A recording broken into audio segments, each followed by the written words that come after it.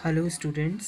देखिए लास्ट अभी जो हमारा चैप्टर चल रहा है, सॉरी लास्ट नहीं, अभी जो हमारा क्रॉप मैनेजमेंट से रिलेटेड चैप्टर चल रहा है उसके अंदर हम लोगों ने सीडलिंग ट्रांसप्लांटिंग तक देख लिया था, बीज वगैरह बोने के बाद में। अब हम लोग देखेंगे खेतों के अंदर। अब हम लोगों को जब हमारी फसल धीरे धीरे उगना शुरू हो गई है तो हमें खेतों के अंदर मैन्यूर्स यानी कि खाद और फर्टिलाइज़र यानी कि उर्वरक पोषक तत्व देने की हमें ज़रूरत होती है, जिससे हमारी फसल की बढ़त बहुत अच्छी होती है। Crop plant obtain their requirement of mineral nutrition from the soil. Continuous growing of crop is succession render the soil different in the nutrition. जैसे ही हमारी फसल उगना मतलब शुरू होती है तो हमारे प्लांट को किस चीज़ की रिक्वायरमेंट होती है स्टूडेंट, या हमारी क्रॉप यानी जो हमारी फसल होती है उसको किस चीज़ की रिक्वायरमेंट होती है, उससे उसको हमारी फसल को मिट्टी से पोषक तत्वों की रिक्वायरमेंट होती है। This reduces the crop yield. This problem can be overcome if the field are left uncultivated or fallow for some time. Fallowing is a method. अब देखिए fallowing एक ऐसा method होता है जिसके अंदर land to naturally regain the nutrition and is to leave land free, यानी फैलो from one और मोर सीजन। ओके, तो देखिए यहाँ पे इसका मतलब ये होता है स्टूडेंट्स कि कभी कभी हमारे पास में हमें खेतों को उर्वरक और मैन्यूर इसीलिए देना पड़ता है क्योंकि कभी कभी हम पूरे साल के अंदर एक ही फसल लेते हैं, जबकि कुछ कुछ किसान क्या करते हैं, एक ही खेत के अंदर पूरे साल भर के अंदर दो फसल भी उगा देते हैं। The dead plant animal and other organic method that get collected on the field are decomposed by micro organism. कभी कभी स्टूडेंट्स क्या होता है कि हम लोग जो मैन्यूर यानी कि गाय की गोबर है, भैंस की गोबर है, बकरियों की गोबर होती है, तो वो हम लोग तो डालते ही हैं, साथ में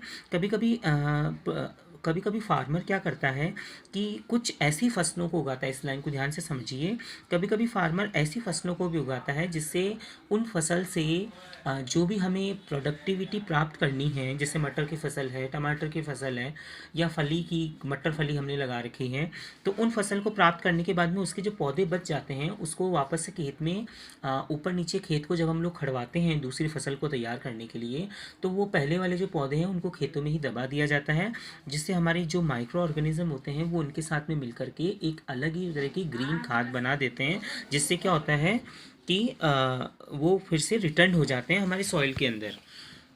सम field can not be left uncultivated. कुछ फील्ड ऐसे होते हैं जो अनकल्टिवेटेड होते हैं because economic reason. Farmer have been adding certain substance to the soil, replenish the soil with nutrition, and another method to overcome the problem of soil deficiency is called mixed cropping. The practice of growing two or more crops simultaneously on the same piece of field is known as mix cropping. अब देखिए students, यहाँ पे mixed cropping का मतलब क्या हुआ, अब आप लोग देख सकते हैं मिक्स्ड का मतलब होता है एक की फसल के साथ में दूसरी फसल का उग जाना, या किसान क्या करता है एक फसल के साथ में दूसरी फसल को भी बोता है। ओके, एक साथ दो फसलों को उगाना मिक्स्ड क्रॉपिंग कहलाती है। अब आप लोग देखिए मिक्स्ड क्रॉपिंग का मतलब समझ गए कि एक साथ दो फसलों को उगाना। ओके, तो अगर हम एक ही खेत के अंदर एक साथ दो फसलों को उगा रहे हैं तो हमें क्या होगा स्टूडेंट्स, हमें हमारी सॉइल की यानी कि मिट्टी की प्रोडक्टिविटी को भी बढ़ाना पड़ेगा, हमें खेतों के अंदर उतने ही मैन्यूर उतने ही फर्टिलाइज़र की क्षमता को और ज़्यादा देना पड़ेगा, जिससे हमारे खेतों की क्षमता यानी हमारी प्रोडक्टिविटी जो होने वाली है, जिस फसल को हम फसलों को प्राप्त करना है, क्योंकि दो फसल है, मिक्स क्रॉपिंग है, तो हमें मैन्यूर और फर्टिलाइज़र ज़्यादा मात्रा में देने पड़ेंगे। ओके, अब आप लोग इसको यहाँ से समझिए। For example, if a cereal crop such as wheat is grown along with a leguminous crop. कभी कभी किसान क्या करता है, अगर आपने क्रियल्स जैसे कि आपने गेहूं की फसल उगा रखी है तो उसके साथ में वो मटर वगैरह की फसल भी उगा देता है। अब वो मटर की फसल क्या होती है, क्योंकि मटर की जो जड़ें होती हैं स्टूडेंट्स, आप लोग इसको यूँ समझिए, ये देखिए,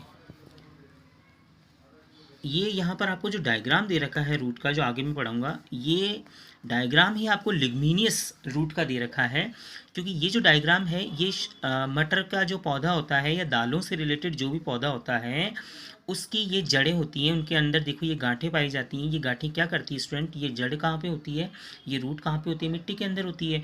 अब अगर पौधा उगा हुआ है, मटर का पौधा उगा हुआ है या दाल से रिलेटेड पल्सेस से रिलेटेड जो भी पौधा उगा हुआ है, तो अब वो क्या करेगा स्टूडेंट, इसको ध्यान से समझना कि ये जो गांठें होती हैं इनके अंदर राइजोबियम नाम का जीवाणु पाया जाता है।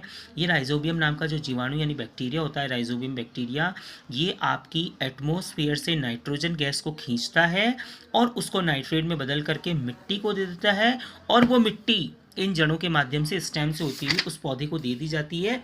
और अगर पौधे को नाइट्रेट मिल रहा है तो वो पौधे के लिए सबसे बेस्ट क्वालिटी की चीज़ होती है। जैसे ऑक्सीजन हमारे लिए प्राणदायक गैस है, उसी तरीके से पौधे के लिए भी क्या होता है, ये नाइट्रोजन अगर कोई फसल उग रही है तो उसके लिए सबसे बेस्ट क्वालिटी की मानी जाती है। Okay, the fertility to the soil is increase and ultimately yield to crop is improved, और हमारी फसल क्या हो जाएगी स्टूडेंट, इम्प्रूव होने लग जाएगी। तो देखिए ये पूरा मैंने आपको लगभग समझा दिया है।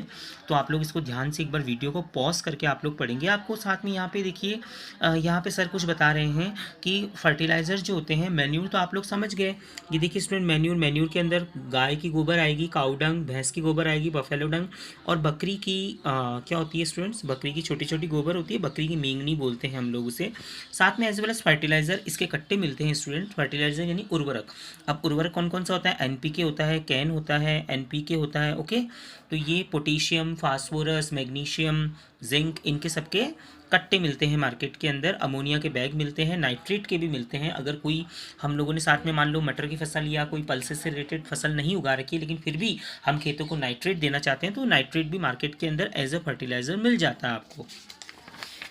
साथ में कुछ लोग यूरिया देते हैं। अब ये चीज़ आप अपने आप पढ़ेंगे, सर आपको इस वीडियो में दिखा रहे हैं, लेकिन इसको आप ध्यान से देखिएगा।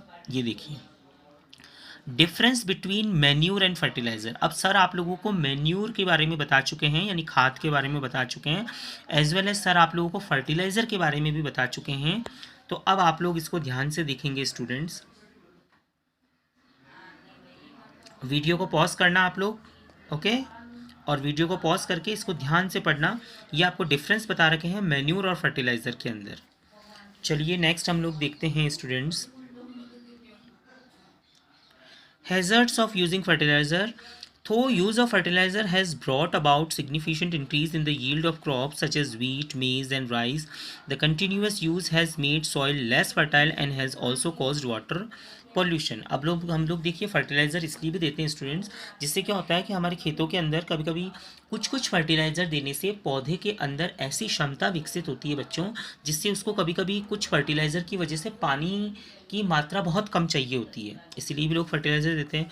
अब देखिए ये आपको एडवांटेज बता रखे हैं student, advantage of using manure, कि आप लोग जो खेतों को जो मैन्यूर यानी कि खाद देते हैं, उससे क्या होता है कि दे improve the texture of soil, मिट्टी का जो भुरभुरापन है वो टेक्सचर अच्छा होता है। They increase the water holding capacity, कभी कभी वाटर होल्डिंग कैपेसिटी मैन्यूर को देने से क्या होता है कि पौधे के अंदर जो पानी को अवशोषित करने की कैपेसिटी होती है वो अच्छी हो जाती है। They make the soil porous due to which exchange of gases in the soil improves, increased aeration increase the number of soil friendly organism like the earthworm and the microbes. अब आप लोग अगर मिट्टी के अंदर अगर ये मैन्यूर देंगे, खाद वगैरह अच्छी मात्रा में देंगे, तो जो पोषक तत्व होते हैं अर्थवॉर्म, मैंने आपको बताया ना, अर्थवॉर्म होते हैं मिट्टी के नीचे जो हमारे पौधे की को नाइट्रेट देने का काम करते हैं, और छोटे जो सूक्ष्म जीवाणु होते हैं वो, अभी आप कहेंगे कि सर ये जो बैक्टीरिया वगैरह होते हैं ये क्या पौधे को नुकसान नहीं पहुंचाते? नहीं, मिट्टी के अंदर पाए जाने वाले जो ये बैक्टीरिया या माइक्रोब्स जो होते हैं स्टूडेंट, सूक्ष्म जीवाणु, ये हमारे खेतों की उर्वरक क्षमता को बढ़ाते हैं, फसल की उर्वरक क्षमता को बढ़ा देते हैं। अब आप देखिए क्रॉप रोटेशन। क्रॉप रोटेशन का मतलब होता है क्रॉप यानी फसल, रोटेशन यानी बदल बदल करके बोना। अब आप स्टूडेंट इसको देखिए, another method of replacing the soil with nutrient by crop rotation. Crop rotation is the method of growing different crop alternately on the same field. For example, अब आप एग्जांपल से समझिए, क्रॉप रोटेशन यानी एक बार ये फसल उगा दी, एक बार दूसरी फसल उगा दी, फिर नेक्स्ट ईयर आपने एक फसल उगा दी, फिर दूसरी फसल उगा दी। तो एक फसल उगाने के बाद में किसान सेम वही फसल क्यों नहीं उगाता? क्योंकि देखिए स्टूडेंट, अगर आपने गेहूँ उगा दिए तो दूसरी बार किसान क्या करेगा, या तो कोई सब्जी उगाएगा, या फिर वो मटर वगैरह से रिलेटेड उगाएगा, या वो बाजरा वगैरह उगाएगा। उससे क्या होता है कि खेत की जो उर्वरक क्षमता होती है, खेत की जो फर्टिलाइजिंग कैपेसिटी होती है, वो मतलब बनी रहती है, और ये चीज़ अच्छी भी होती है student. For example, the farmer grow crop like wheat और barley in the first year. एक साल उसने क्या किया, गेहूं और बाजरा उगाया, तो दूसरी बार अब स्टूडेंट वो क्या करेगा, लिग्मिनियस प्लांट यानी कि मटर, दालों से रिलेटेड या सोयाबीन वो अपने खेत के अंदर उगाएगा। तो लिग्मिनियस प्लांट को उगाने से क्या होता है, रिप्लेसमेंट होता है ऑफ सॉइल का, यानी कि मिट्टी की उर्वरक क्षमता बनी रहती है, और उसमें नाइट्रेट, मिट्टी के अंदर जो नाइट्रेट विकसित होती है, नाइट्रोजन को खींच करके जो नाइट्रेट विकसित होती है, उसका एक प्रोसेस बना रहता है। अब आप लोग देखिए how leguminous plant increase fertility of soil. अब ये जो लिग्मिनियस प्लांट होते हैं मटर से रिलेटेड या कोई भी पल्सेस से रिलेटेड, ये किसान क्यों उगाता है? क्योंकि certain nitrogen fixing bacteria are known to be present in the root of leguminous plant. On the root the bacteria develop nodules called root nodules. ये देखिए ये रूट नोडल्स हैं स्टूडेंट, इसको ध्यान से देखिए आप लोग, ये प्राइमरी रूट है इसकी। ओके, ये रूट नोडल्स हैं, देखिए स्टूडेंट्स, ये जो स्टेम आ रहा है नीचे जिससे रूट कनेक्टेड है, तो ये यहाँ के रूट नोडल्स हैं जिससे ये गांठें हैं चिपकी हुई, ये आपके सेकेंडरी रूट होती है। ओके, तो देखिए इसको, द बैक्टीरिया होते हैं the live symbiotic association with the root of leguminous plant and help to fix atmospheric nitrogen. ये चीज़ सर आपको बता चुके हैं कि नाइट्रोजन को, एटमॉस्फेयर के नाइट्रोजन को खींचता है और उसको किस में बदल देता है स्टूडेंट? नाइट्रेट में बदल देता है, जिसे नाइट्रोजन फिक्सेशन भी कहा जाता है। ओके, ये क्वेश्चन बनता है आपका, और 8th बोर्ड के अंदर ये क्वेश्चन बहुत बार आ चुका है student. Near about 4 to 5 years में सर ने 3 बार देखा है कि लिग्मिनियस, ये क्वेश्चन आपके बुक के अंदर क्वेश्चन आंसर में नहीं है, लेकिन वो फिर भी अदर से पूछता है कि किसान अपने खेतों के अंदर फसल को बार बार क्यों उगाता है, क्रॉप रोटेशन क्यों करता है, और स्पेशली आप लोग ये समझाइए कि वो लिग्मिनियस प्लांट का ही चुनाव क्यों करता है। तो इसमें आपको ये पूरा नाइट्रोजन फिक्सेशन लिखना पड़ता है कि वो एटमॉस्फेयर के नाइट्रोजन को खींचता है और ये जड़ें उसको नाइट्रेट में बदल करके पौधे को देती है, मिट्टी को देती है, जिससे पौधे की उर्वरक क्षमता बढ़ती है। इसे नाइट्रोजन फिक्सेशन के नाम से, नाइट्रोजन फिक्सेशन भी कहा जाता है। ओके स्टूडेंट्स, तो आई होप आप लोगों को बहुत अच्छे से समझ में आया होगा। नेक्स्ट हम इरिगेशन, अब जब हमारा पौधा बड़ा हो गया, उर्वरक वगैरह दे दिया, तो हम लोग सिंचाई करेंगे उसकी, पौधे को टाइम टू टाइम पानी पिलाएंगे जिससे उसकी ग्रोथ अच्छी होगी। आप लोग इरिगेशन को देखिए, पढ़ना इतना सा सर आपको जस्ट थोड़ा सा ही दिखा रहे हैं, फिर सर आपको इरिगेशन के मेथड्स बताएंगे कि हम लोग कितने अलग अलग प्रकार के टेक्निक से इरिगेशन कर सकते हैं।